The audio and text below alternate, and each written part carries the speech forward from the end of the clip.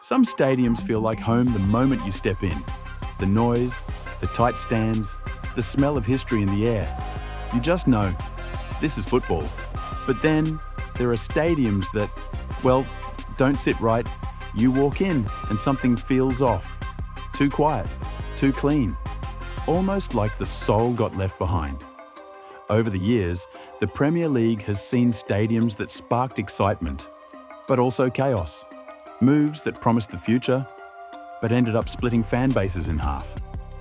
Some called it evolution. Others called it betrayal.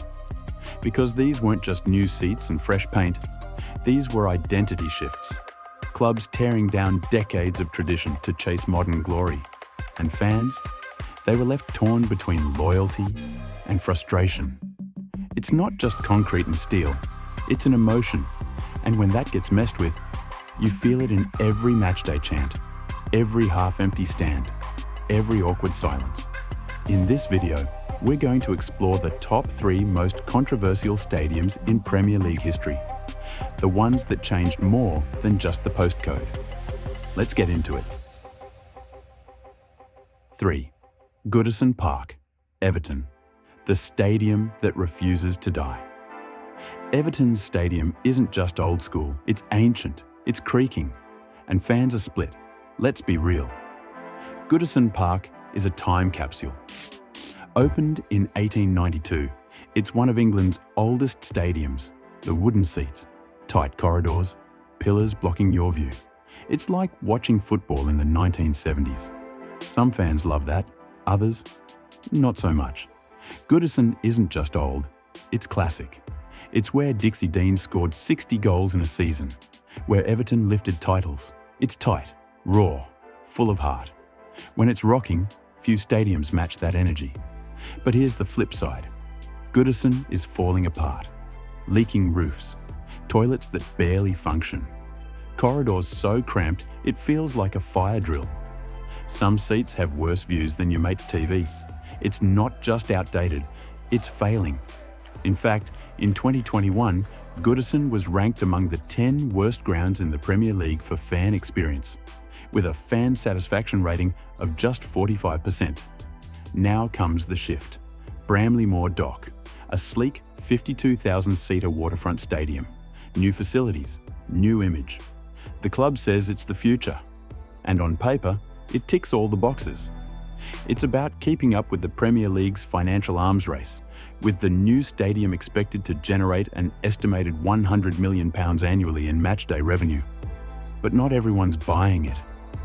Some fans can't wait. They're done with the rust, the concrete, the cold metal seats. But others, they're devastated. Because Goodison isn't just bricks and beams, it's memories.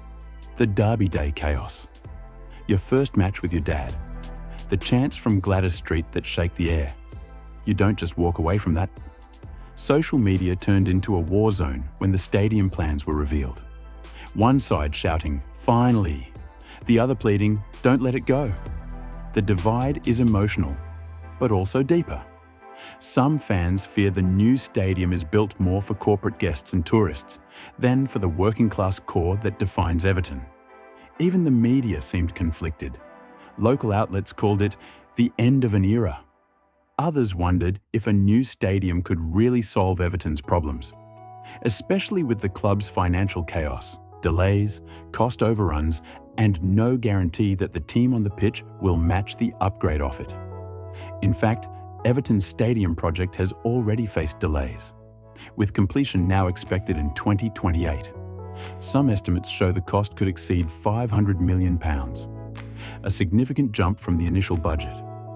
So here's the real debate.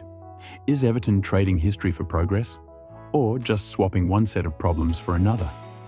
Goodison Park is on its final pages. The lights will go out soon.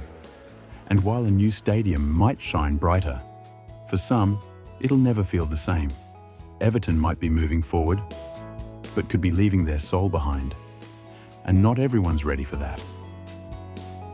Number 2. Old Trafford, Manchester United, the theatre of broken dreams. Old Trafford is a cathedral of football, but right now, it's falling apart. This is supposed to be the theatre of dreams, the home of legends, Busby, Best, Ferguson, one of the most iconic stadiums in world football. But today, it's become a symbol of decay and neglect. When it rains in Manchester, fans don't just check the weather, they check if their seat is under one of the stadium's infamous leaks. In 2024, during a Premier League game, a downpour exposed the embarrassing state of the roof. Rain poured onto the seats. Fans filmed it. Social media exploded. But it goes beyond the leaks. The seats are faded. The walls are crumbling. Facilities feel ancient. For a club that claims to be the biggest in England, it's shocking. Since the Glazers took over in 2005, they've pulled billions out of the club, but barely invested in its heart. Old Trafford. That's why fans are furious. You've seen the protests, heard the chants. Glazers out banners waved inside and outside the ground, thousands marching, flares lit, singing in opposition. The debate is loud and messy. Should Old Trafford be renovated? Some fans say yes. Keep the soul, modernise the rest. United's history lives in those stands. It's emotional. Tearing it down feels unthinkable. But others? They're done with the nostalgia. They want a full rebuild. New roof, new structure, modern facilities, a proper 21st century fortress that matches the club's ambition. Even legends are calling it out. Gary Neville called the stadium a shambles. Roy Keane said it was embarrassing. And it's hard to argue when even mid-table clubs have more modern homes. Sir Jim Ratcliffe's arrival gave some hope. He's publicly said Old Trafford needs major work. But here's the problem. No one knows what the plan is. Rebuild on the same site? Move elsewhere? Renovate bit by bit? Still no answers. Just more delays. The worst part? Fixing it would take two things the current owners have never shown: ambition and care. In 2023, Old Trafford was estimated to need £200 million in urgent repairs. Yet no steps have been taken. Until then, fans are stuck watching from cracked seats, under leaking roofs, in a stadium that once represented dreams, but now feels like a broken promise. For a club that constantly talks about greatness, Old Trafford's current state is anything but. And lastly, the #1 Premier League most controversial stadium, London Stadium, West Ham United, the deal that became a nightmare. Now this one caused total chaos. The London Stadium was never made for football. It was built for the 2012 Olympics, for running, not roaring crowds. And when West Ham moved in, it felt wrong from the start. The biggest issue? The view. Because of the running track, fans sit far from the pitch. Some seats are over 20 metres from the touchline. That's more than double the average at most Premier League grounds. It's like watching football from across the street. The atmosphere? It died. Upton Park used to explode. Tight stands, loud chants, pure East End spirit. The London Stadium? It often feels empty, even with 60,000 fans inside. And then came the identity crisis. West Ham left behind 112 years of history at Upton Park, a place full of soul. In return, they got a shiny, soulless shell. The board said it would take the club forward. Instead, fans say it stripped everything that made West Ham, West Ham. Fans were furious. In 2018, things boiled over. During a 3-0 loss to Burnley, fans stormed the pitch. One even placed a corner flag in the centre of the pitch. Protest banners flew. Security failed. It was chaos on live TV. Polls at the time showed over 70% of fans regretted the move. One headline read, "From fortress to flat pack mess." And even now, many still haven't accepted it. On social media, they joke about how quiet it feels, calling it the library vibes. Some also call it the Athletics Arena FC. The empty spaces behind the goal?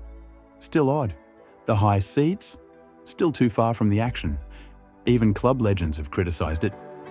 Slaven Bilic said the stadium changed the club's DNA. Mark Noble admitted the move was tough on players too. Yes, there have been good moments. European nights brought flashes of passion. Winning the Conference League in 2023 gave fans something to smile about. But ask around, and you'll hear the same thing. It just doesn't feel like home. The sad truth?